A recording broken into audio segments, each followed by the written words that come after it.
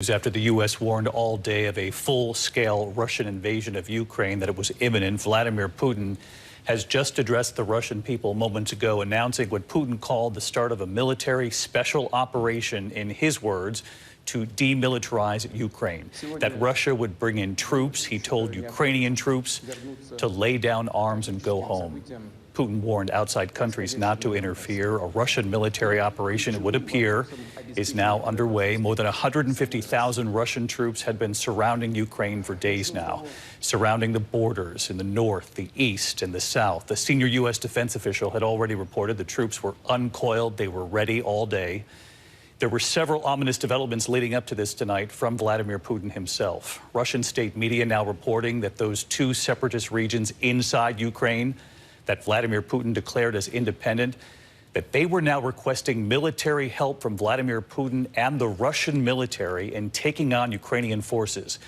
Of course, this was exactly what the U.S. and the West believed Putin would do, that Putin would use a request for help like this, one as a pretext or reason for moving in to explain any large-scale invasion. I want to bring in our senior foreign correspondent, Ian Pannell, who's been reporting live from Kyiv for several weeks now. And Ian, you reported moments ago that you have heard some noise already off in the distance.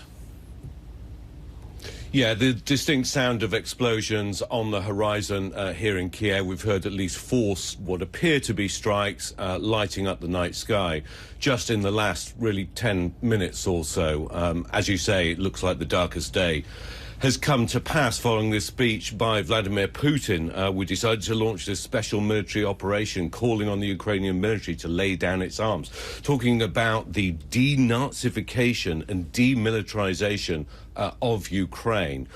I mean, judging by those words, this appears to be the worst case scenario, potentially. We have to wait and see.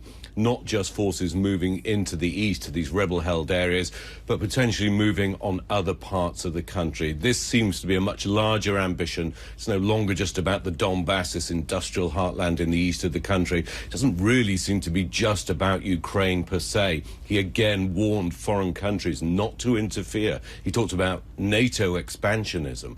And I think there you have it, really, what Vladimir Putin is really concerned about restoring the might of Russia at the expense of the people of Ukraine. The Ukrainian president has spoken 3 times over the last 3 nights. He's been very clear that he will not leave the capital, Kiev, despite being instructed to do so by the Americans, or suggested that he do so by the Americans, that he and the people will stand and fight. And that's what we've been hearing from the Ukrainian military and from people who were called up in the last few hours. They've gone from being civilians to now being soldiers, having to fight on the front line. We have to wait and see what targets were struck here in Kiev. There have been reports of explosions in other areas. You know, what is the military objective here? Hi, everyone. George Stephanopoulos here. Thanks for checking out the ABC News YouTube channel. If you'd like to get more videos, show highlights, and watch live event coverage, click on the right over here to subscribe to our channel. And don't forget to download the ABC News app for breaking news alerts. Thanks for watching.